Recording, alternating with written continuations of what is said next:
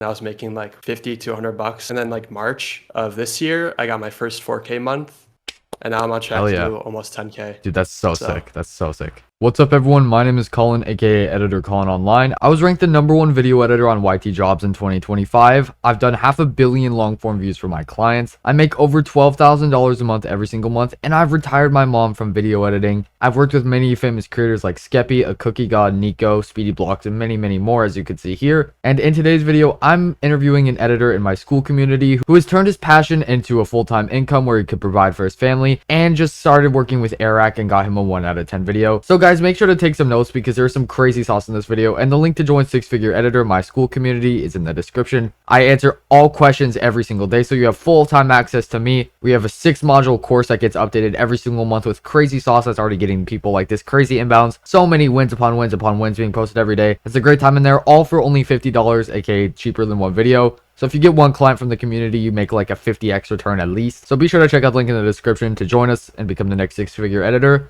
But let's get on to the interview. Before we get into anything, just feel free to introduce yourself, talk a little bit about what you do, your history, things like that. Go for it. yeah, so I started editing when I was a kid. I had my first YouTube channel. I was like 8 years old, so I started pretty early. Nice. So yeah, I just been going back and forth from like having my own YouTube channel and editing for other people. So I started. Well, I was also a graphic designer too, but I started editing professionally in like 2022. Just working for like Omegle editors or Omegle YouTubers. Okay. And I also worked with Sneeko at the time. Oh, as nice. a Okay. course. That's a pretty big starting spot. Yeah. It was like I did like one like barely an edit for him. Like he just posted it on his Rumble without like paying me. So Oh, I wow. got scammed a little. Damn. Okay. I also won his thumbnail contest. He never paid me for that. Yeah, I think I'd stop working but with him after that. yeah. I mean, he was paying me though for like consulting in his course.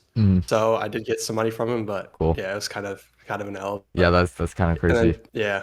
And so then in 2023, I started working on my own YouTube channel as well. And then just that kind of fizzled out. And so I just got back in editing about last year. Sick. Like around September was when I like started working with, I don't know if you know Ireland Boys. No, I'm not But familiar actually. they're like a prank channel. They did like paper towel fort in Walmart and stuff like that. Oh, okay, those type of videos. Yeah, yeah. You've probably seen them before, but I started working with the editor who works with them, like just as a mentorship. Uh-huh. And so just a couple months, just setting up everything, like my personal brand, just getting a little bit more skilled in editing. And then about like December last year, I started posting content, and now Sick. I'm working with Dantic.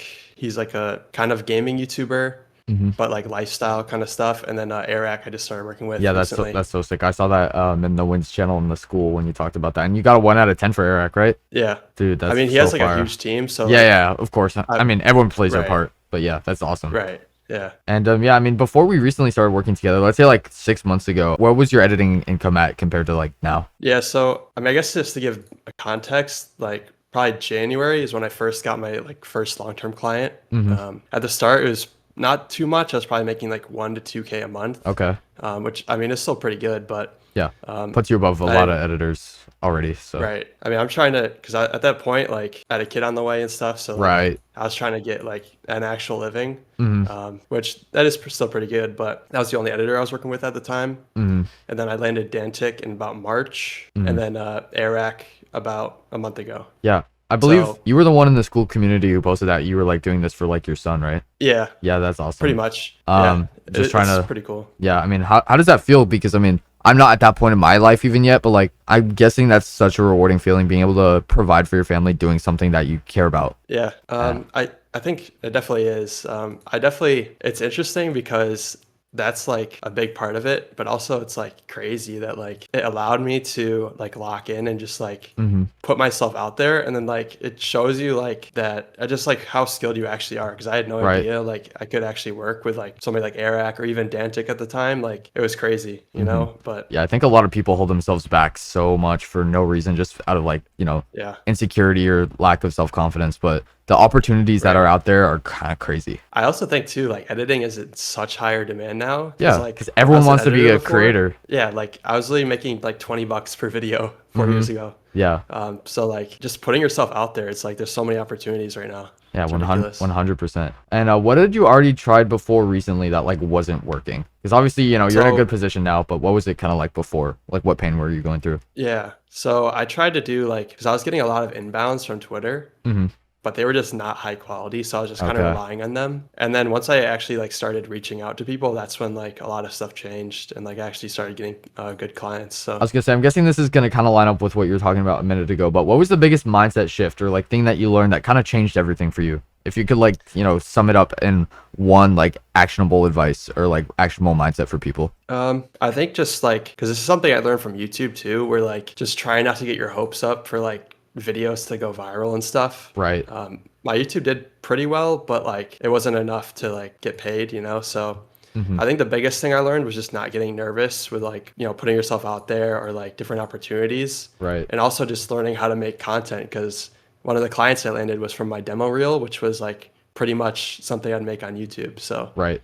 ended up helping me out a lot. Walk me through your first client that you land after implementing everything that you've talked about and everything that you've learned recently, just so we could kind of get people on the right track as well who are watching. So basically what I did was just emailed a bunch of creators that I actually wanted to work with like in my niche. Just made sure to like actually personalize each email and like directly talk to them and show them my expertise. Right. And so I sent him an email. He didn't end up seeing the email, but I sent him an Instagram DM as well, just like referring to the email. Hmm. And then I only had to follow up once and he actually got back to me. Oh, So sick. Yeah, nice. yeah. And then we got on a call and did a trial edit. Hmm.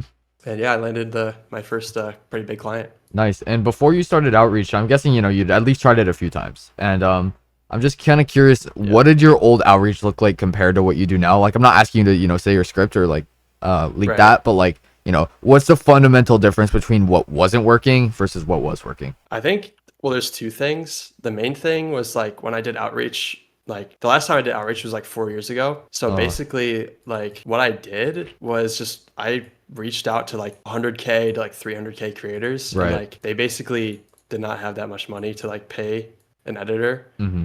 So like I would be getting paid like $75 per video or like $50, and it just wasn't sustainable. And I think Hmm. that's why I ended up quitting. I just didn't know that I could go for like bigger creators at the time. Yeah. And also, like, I made my emails way more personalized Hmm. now Yeah. with very specific compliments, Right. very specific feedback that shows like I know what I'm talking about, Hmm. and also just following up way more too. Yeah. I I never mean, followed up before. yeah. It kind of makes no sense how people will like take time to do really bad outreach because that's literally the highest like return on investment activity if you don't have enough Right. clients. So, taking time to actually personalize stuff and make it the best possible message you can is, such a game changer. Right. I also find the 300K thing interesting because what I've realized is I work in a lot of the like Roblox and Minecraft stuff, and I'm currently working with a lot of creators around that size who are absolutely pumping with like daily videos, and because of that now they're able to like have really high budgets. Like sometimes their budgets are higher than the people who have like 2 million subscribers to upload like once a week. So it's just Right. super interesting how things have changed over the years. Yeah.